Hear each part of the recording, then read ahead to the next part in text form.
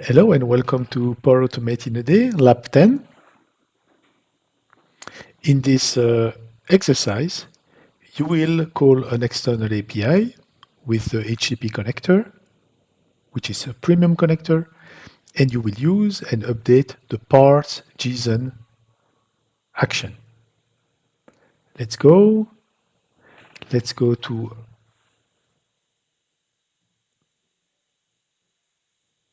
the following site that provide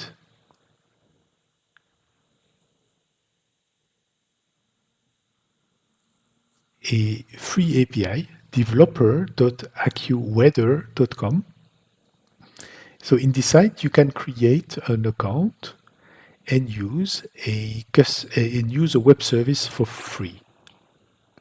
Okay, so you have to create an account here. It's free. So I did create an account before. So let's log in. If you go to this site, you can create an application. You have to create an application, a virtual application. Let's call that Power Automate in a Day. And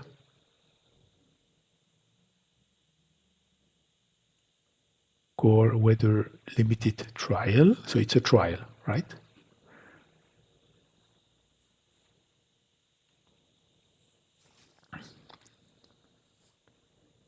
Okay. This is the launch date, right? What is the why? Yeah, I want to create an internal app. Okay. Programming language is other. Well, this is not mandatory, but okay, business to business. All right. Click Create App. Yeah, I can select desktop, but it does not really matter. Click Create App, and an app will be generated. That means that basically you will get a key. So Power Automate in a Day, if you click on this generated virtual application, this will give you a key that you can use in your exercise. Okay, so let's go to the following API provided by this website, data service. Actually, you can use HTTPS as well. Data service, accuweather.com/location/v1/search Q is Brussels. So this web service will give you the location code of Brussels because we want to get the weather in Brussels, right? And each city is identified by a specific code, unique code, because there are several Brussels in the world. Okay, so you need to specify which one. And of course, you have to provide the key, the temporary key, like this. Okay, so this will give you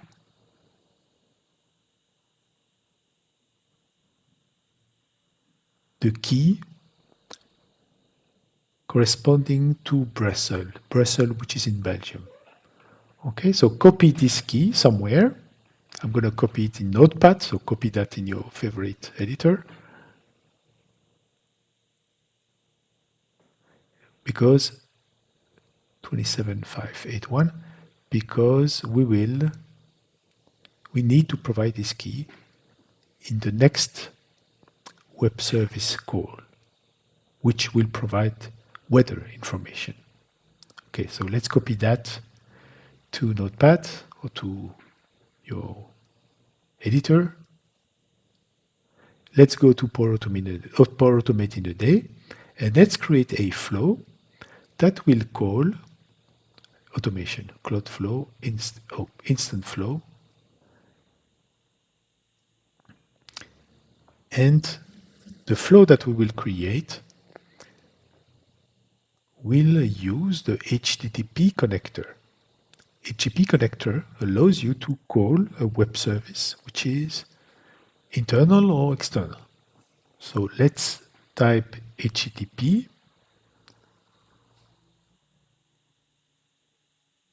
Okay, which is a premium connector, so you need a premium license or developer license. Method is get, and we have to provide the URL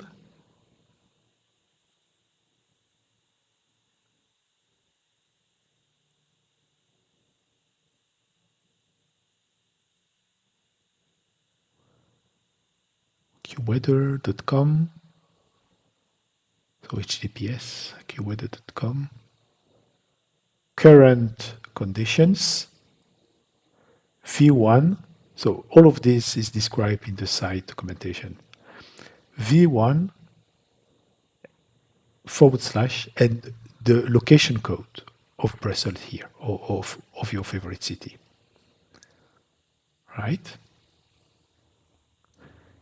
And of course, we need to provide the application key, API key,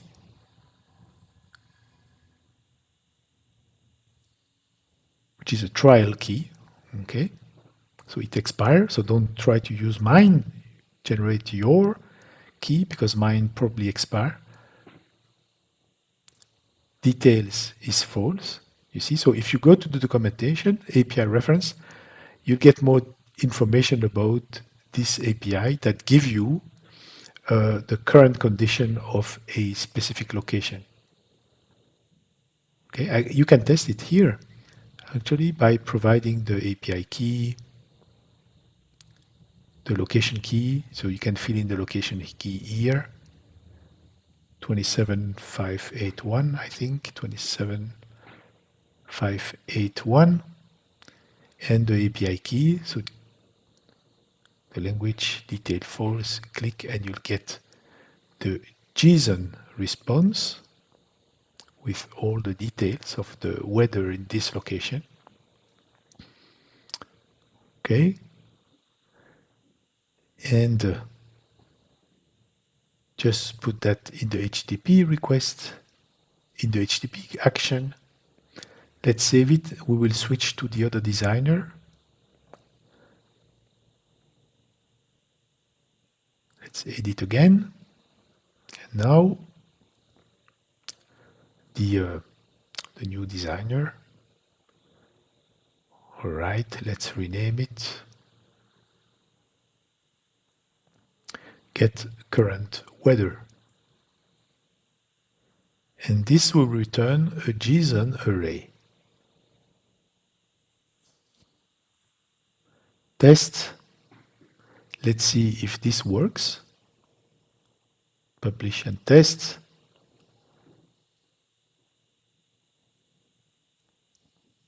Run flow and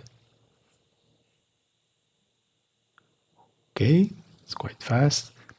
If you check the HTTP action,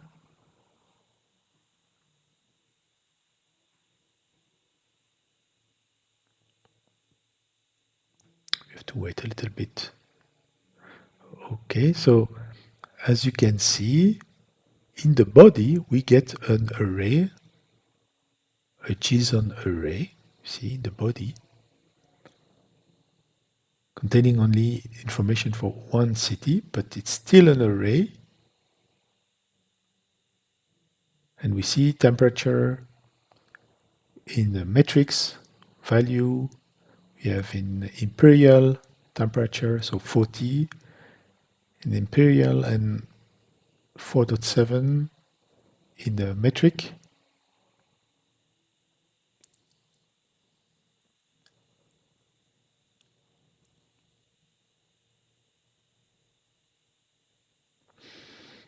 Okay. Now let's try to grab the value, to put the value in a compose. Okay, so if you go to compose, temperature in Brussels, and you do this,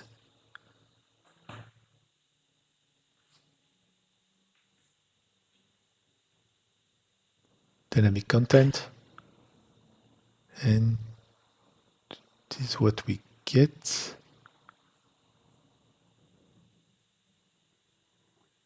Okay, so basically the body return an array. So we need to grab the first value, which is the only one in our case.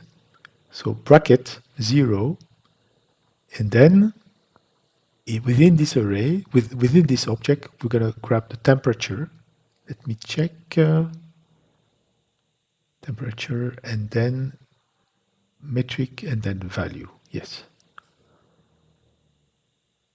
Question mark, bracket, metric, and then bracket, question mark, bracket, value. Right? So add, and this should work.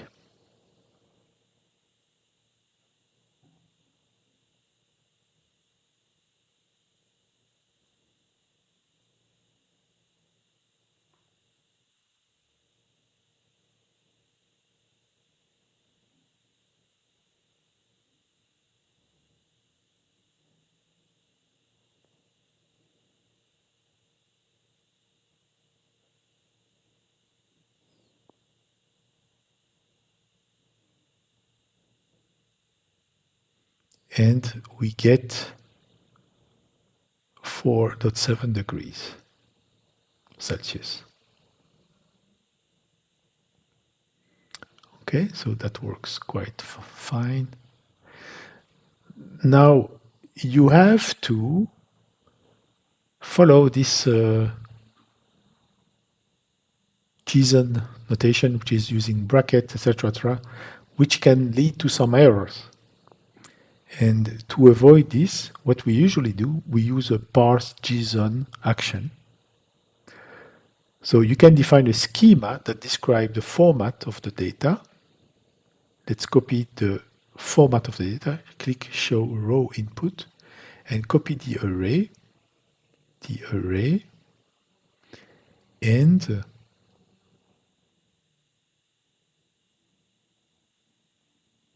yeah, until the last bracket.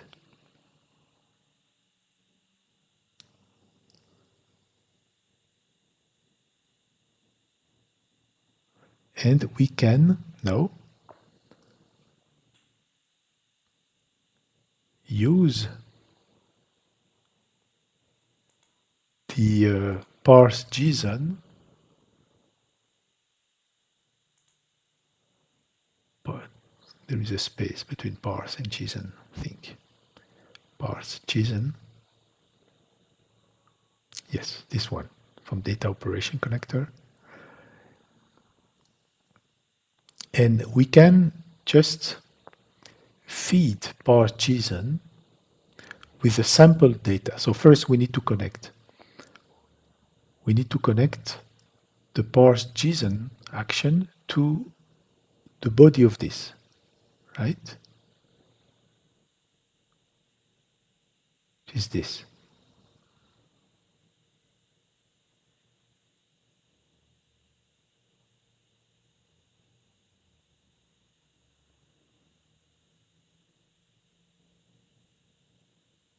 To the body.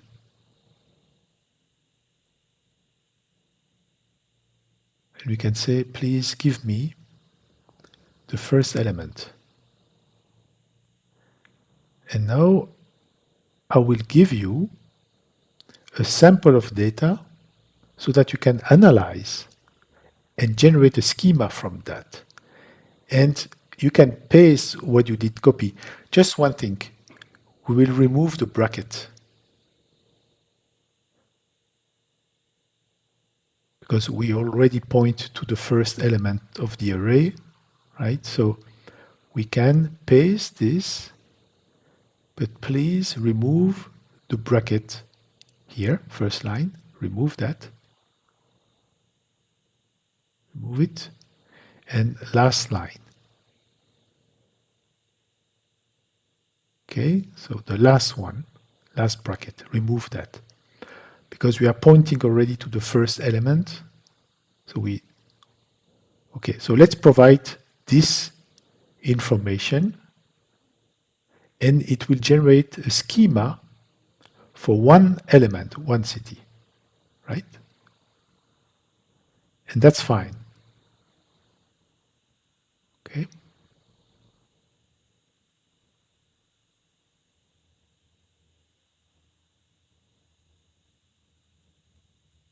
Okay. Now, if you put a compose after the parse JSON, you will be pleased to see that the compose we get automatically IntelliSense. You see, so each element returned by the JSON can be seen as a dynamic value here. The only thing is we see body in front of every data. See? So we know it's in the body, right? We know it's in the body. So we can change the schema so that we will get rid of this body stuff. So what we can do is we go to the schema and we put title in the header. So title, semicolon, and let's call it what? Weather info, weather array or something. No, it's not an array, it's weather object, right? So let's call it weather. Comma, don't forget the comma. Okay? If you do this, then you see, we see weather instead of body. By default, it show body, right? No, that's a bit better. And the next thing is, if you want to grab the value, the temperature value in metrics, there are several weather value. One is for metrics, the other one is for imperial. Okay, so we want to see metric in one and imperial in the other one. So let's modify the schema by going to the property, the corresponding property.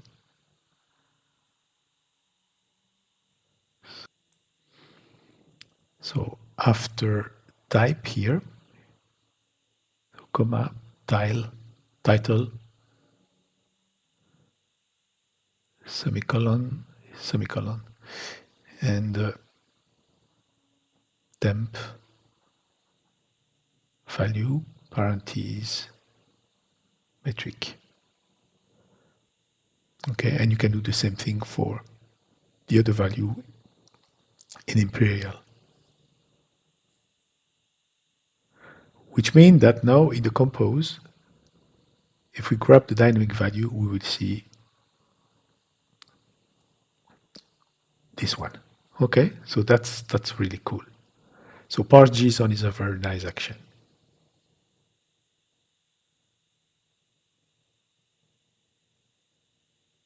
Okay.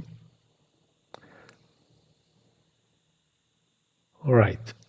So in this exercise, you have called an external API, an external web service by using the HTTP action, and you have used the parse JSON action to make JSON manipulation much more easy. Thank you.